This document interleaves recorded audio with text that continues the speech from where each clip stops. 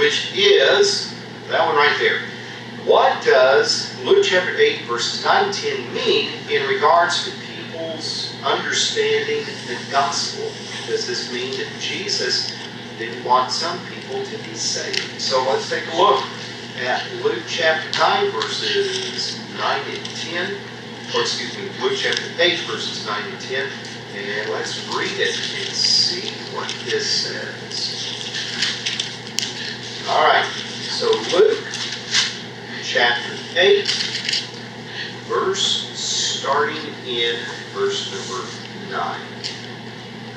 Okay, so prior to this, we have Jesus speaking in parables.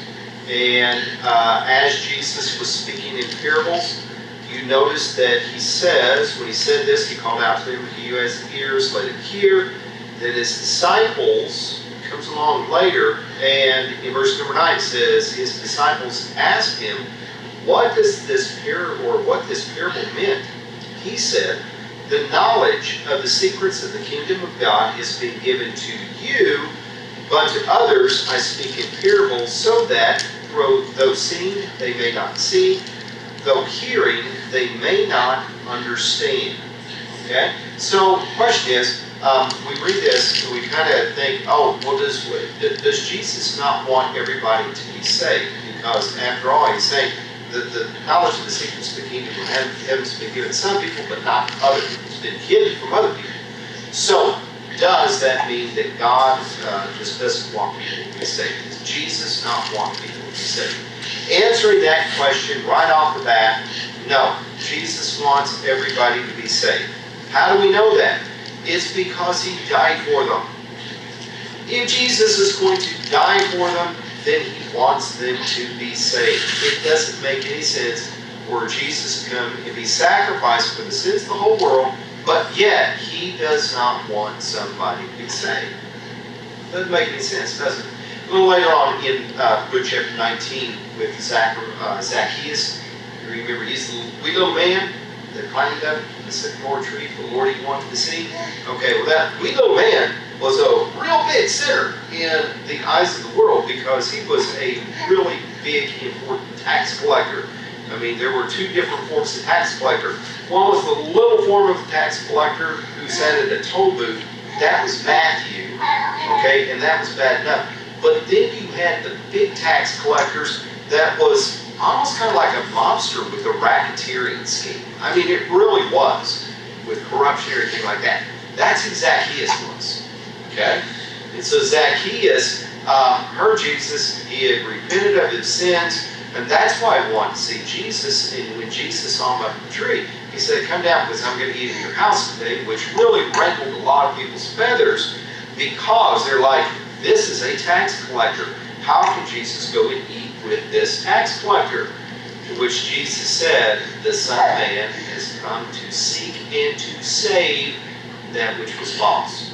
So if you think about Zacchaeus, people at that day and time, if anybody, you're going to say, okay, God doesn't want this person to be saved, people would say, that's Zacchaeus, right?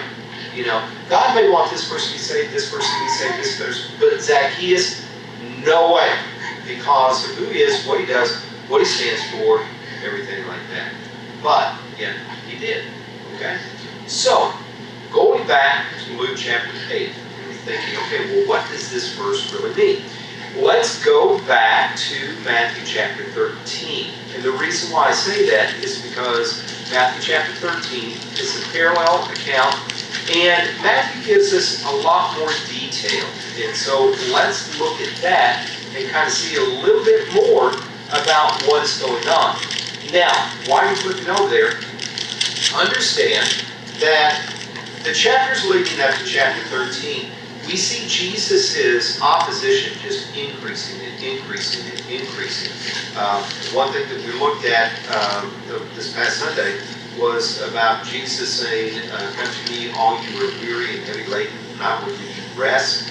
The reason why he was saying that is he was saying that to the people who were the little babes and not the wise and learned, because the wise and the learned were people that were rejecting him and rejecting his miracles. And causing him opposition. We go to chapter 12, we see that Jesus starts to have these Sabbath controversies, and we see that the Pharisees went out and started to plot how they might kill him. We see that as we continue down into chapter 12, that Jesus goes and cures a man who had been demon-possessed and was blind and mute. Jesus healed him, and people started to think, hey, wait a minute, could this be the son of David? And there's the Pharisees that were saying, no. The only reason why he's able to do this is because he is Beelzebub, the prince of demons. And he is driving the demons out by the prince of demons, which doesn't really make a whole lot of sense. But notice what they're doing here. They're calling Jesus the son of Satan. Okay? And that is the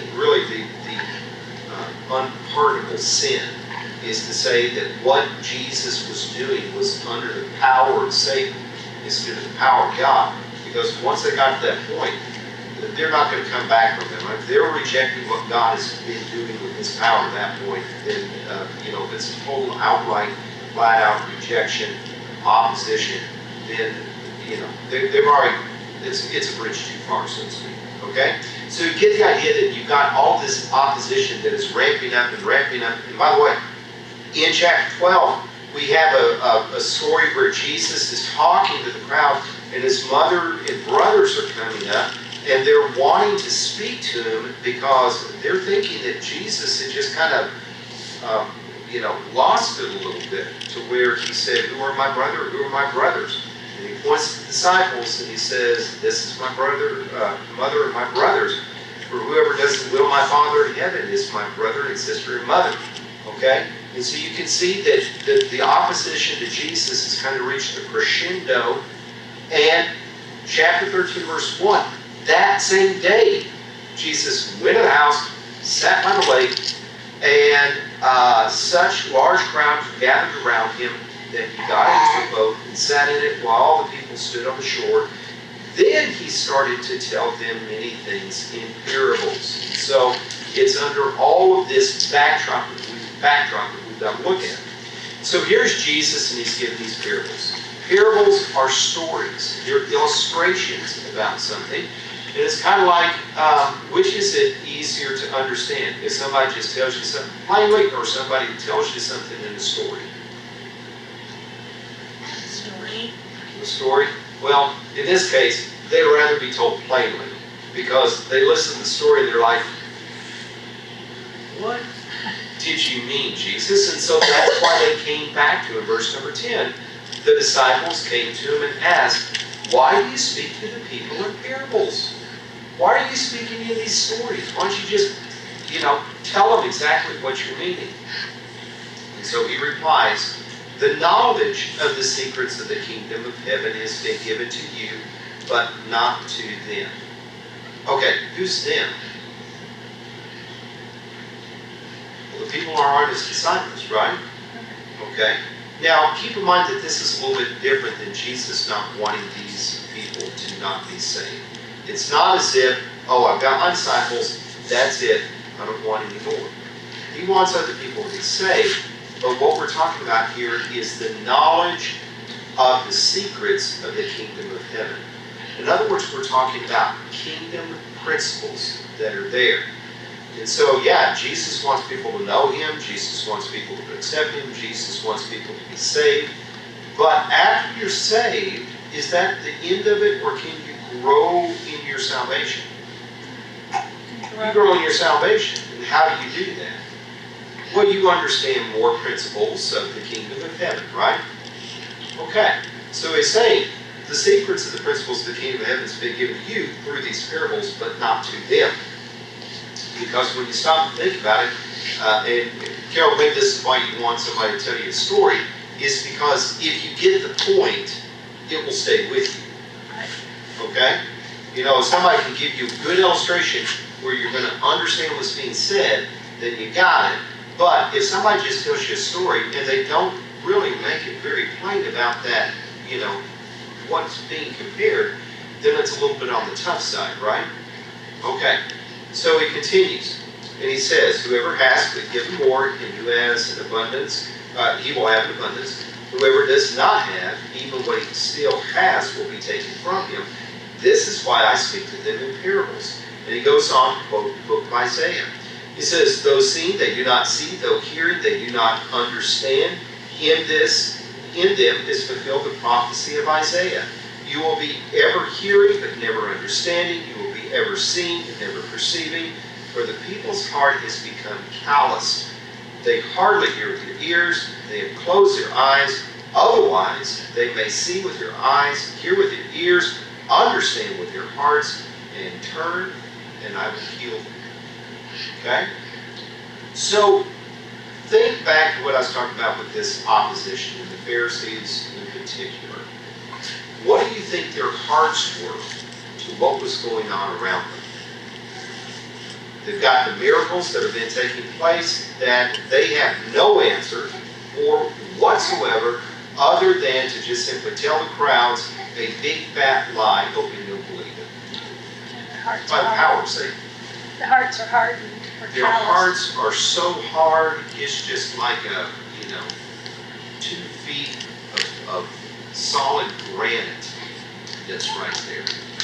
It's impenetrable. And so here's Jesus giving this story. And first of all, they really don't want to listen to Jesus.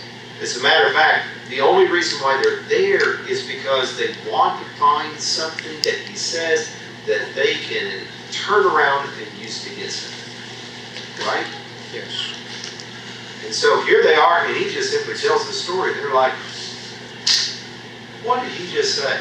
I don't really care. But the disciples, on the other hand, they're like, what did he just say? Jesus, will you explain it to us? And so in the explanation, in the heart, in the trying to understand it, then all of a sudden they hear it, they see it, they have the secrets and the mysteries of the kingdom of heaven, and what they have is even more than what they had before. Okay? And so, answering, come back to the question, does Jesus want people to be saved? Yes. Jesus wanted the Pharisees to be saved. Jesus wanted Pilate to be saved. Jesus wanted the chief priest to be saved. But why weren't they? Because of the hardness of their own hearts and the actions and the decisions that they took. This is just simply that Jesus is getting to a point where he's taking more of what he said and trying to commit it to the disciples. Because even the Pharisees later, right before Jesus' crucifixion, he would speak parables and he'd speak it about them. And it's very plain and obvious that it's about them. And they didn't even get it until the last, and then all of a sudden it dawned on them like, oh, he's talking about us. And they were offended. Okay, you got any questions about that? Basically, the people, the Pharisees, Sadducees, they were afraid of losing their power. They were. Or their following, or their respect, or whatever they thought they were getting from the people. They were. And one thing that, can just simply be for us is our approach in just simply learning about the Bible. I mean, if you, whether it's, going to church Bible study or your personal Bible study or whatever, if you approach it with the attitude of, this is just whatever, it's you're just going through the motions, you're not going to get anything out of it. But if you come into it with the approach of, I want to know what God wants me to know. I want to know what the truth is. I want to know some ways that I can serve and worship God. When you have that attitude and that approach, then all of a sudden, Bible study is a whole lot better for you, right? Yeah. And so, this is something for us to kind of learn.